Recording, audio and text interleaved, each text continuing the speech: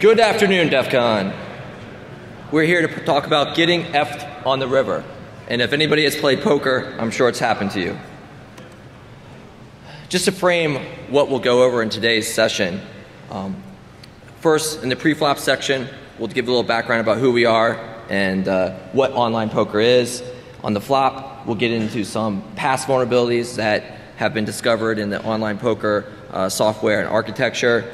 Turn, we'll get into some of the research that we have been doing and what we've been looking at, some vulnerabilities that I don't think have been published before. And then the river, we'll get into defenses and next steps in research.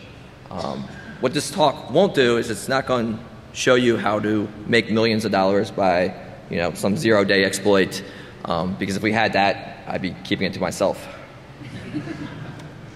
So pre-flop, who are we? This is my company. They paid for me to come out here, so I put a slide in there. All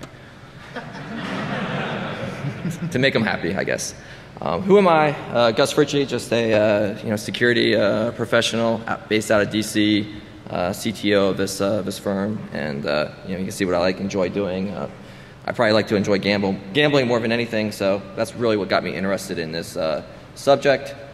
Who do I have with me? We got Steve Whitmer right here, who I also work with, and he did a lot of research in the web app piece, which you'll see later on in the presentation. I had a little bit of help also from a couple guys who just couldn't make it. Mike Wright, who I also work with, he did a little bit of work on a couple slides, and then JD Durek, he did some work in the analysis of the poker client itself and looking from a forensic perspective at what the client does behind the scenes. So that's who we are. So what is online poker? How many people like to gamble? Show of hands. All right, we're in the right place. How many people like to play poker? All right. How many people have played online poker? Okay, a decent perspective. How many people still have money locked up on some sites out there? All right, we're less. All right. Me too. Well, you probably do. All right. So it seems like a lot of people have at least heard of what online poker is. It's really interesting, and I lost my train of thought, sorry, 1 second. Some people have a misperception that it's playing against the computer or not real people, but you're actually playing for the most part against real people, except for those pesky poker bots, which we'll talk about and later on in the presentation. It's been around for a while. We have a short time frame just to sort of show you what's been going on. So we have in the early 90s, there really was just people actually played it via IRC, and the poker industry as we see it today really came out in the late 1990s when Planet Poker was launched in 1998.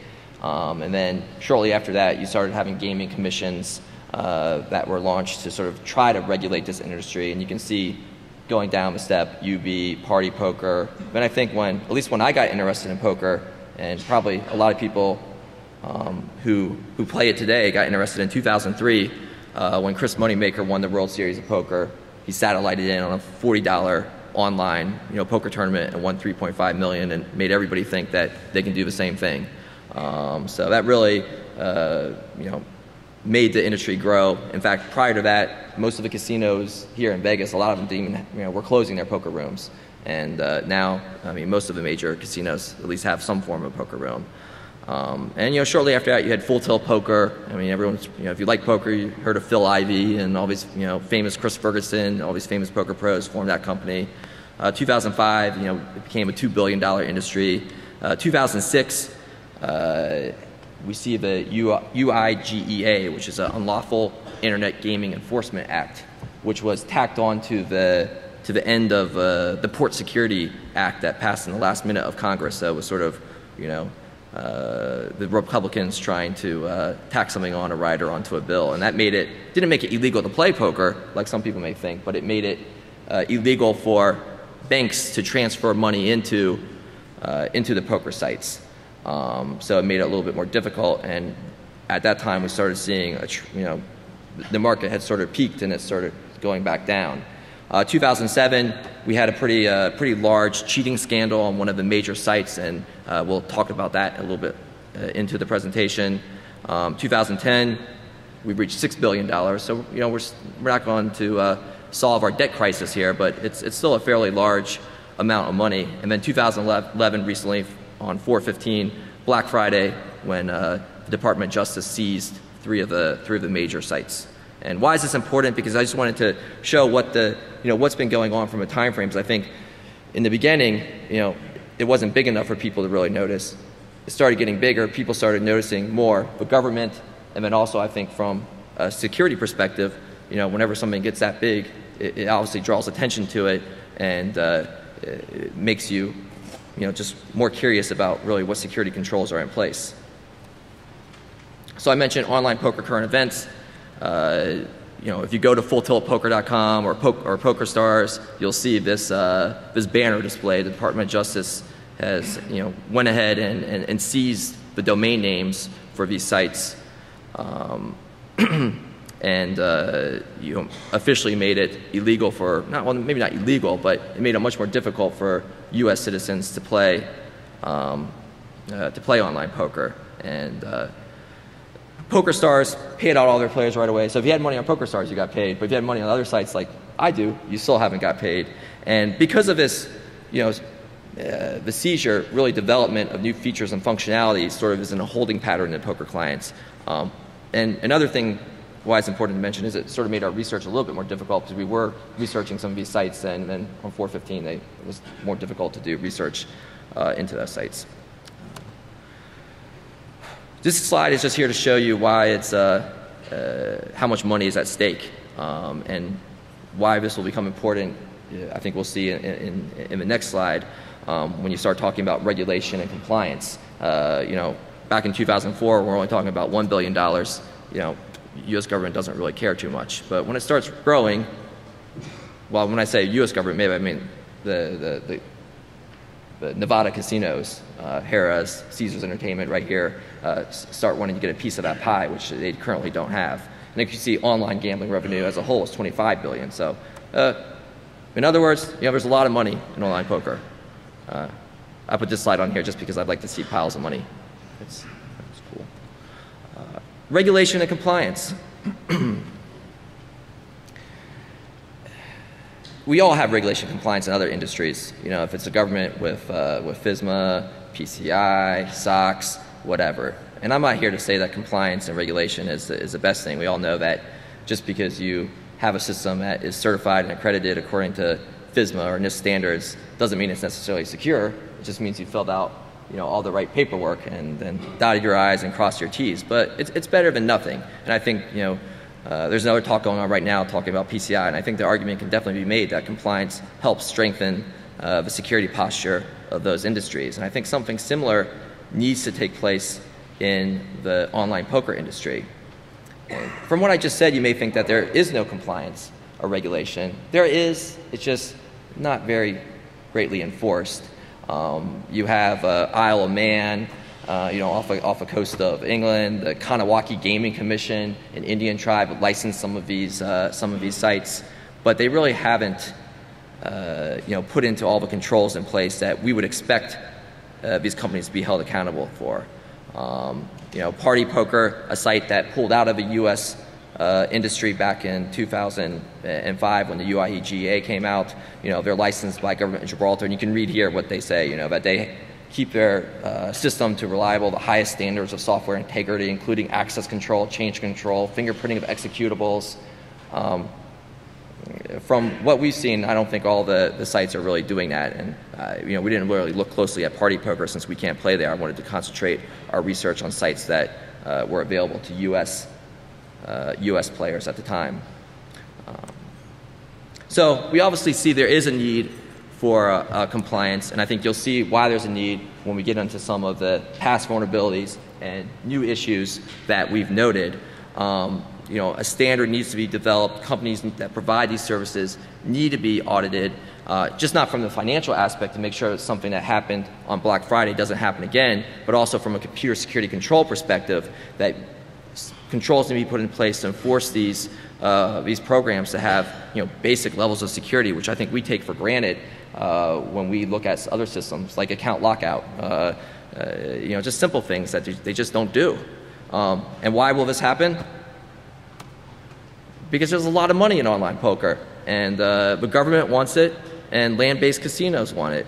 I'm not sure if everyone can make this out, but that's a $1.3 million pot being shipped right there, which was the largest pot in online history. Just a lot of money.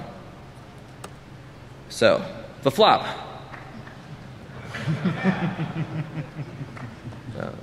Sorry, just got distracted. Past vulnerabilities. So here I just want to touch on some of the vulnerabilities that have come from the beginning of when online poker first came into existence, and to recent vulnerabilities. These aren't issues that we came across ourselves. These are documented issues. I just put them in here so you may not be aware of what has happened in the past. And these are all related to information security, computer security. So the random number generator vulnerability. I think everybody probably can guess what the random number generator is for. So obviously when you have a real dealer shuffling the cards, it's going to be random. They shuffle them. So in order to get that same level in gaming, you have an RNG. So Planet Poker, which remember was the first online poker site to come into existence in 1998, they were very proud of their their random number generator, so much that they published the algorithm to show that, hey, we have a good shuffling algorithm. Unfortunately, when some researchers started looking at it, they realized it probably wasn't the best algorithm that was in place. You can see in a real deck of cards what the possible number of unique shuffles is, a very, very large number. In their algorithm, only 4 billion possible shuffles could result. And then to make that even a lower number, the seed they were using was from the Pascal function, randomized, so that reduced the number even further. And then they were able to reduce the number of possible combinations down to a number that could be effectively brute force, so they could tell what cards are going to be coming out. This has since been fixed, obviously, and other companies these days have their RNGs audited by reputable third parties. I took this from the PokerStars site. Cigital, once went ahead and looked at their RNG, and all the other sites have similar information. I don't know. I'm not sure. We didn't look at this to see if the RNG is safe or secure. Maybe it is, maybe it's not. But it's probably something that should be looked at further. The next one I want to cover, as far as a past vulnerability, if you remember, this was on the timeline. And it was on the timeline just because I think it's a pretty important issue, was this ultimate bet absolute poker super user issue. And the full story is really almost like a soap opera. I mean, you really should read, if you're interested in a good read this blog. That's URL is up there. She goes into a lot of details as far as what happened behind the scenes, why it possibly happened. Just to give you a little flavor, it involved a teacher sleeping with a student, and then a lawsuit, and I guess I needed to make some money. What happened was, and not all of this is 100% confirmed, because it's not like poker was legal in the United States or regulated, so you couldn't go ahead and bring these people to court. But what we've been able to piece together is that the owner of the company went to his developer, a software developer, and said, hey, I think people are cheating on my site in the high stakes games. In order for me to determine if they're cheating, I need to be able to see their whole card so I can see, make sure that they're cheating, because I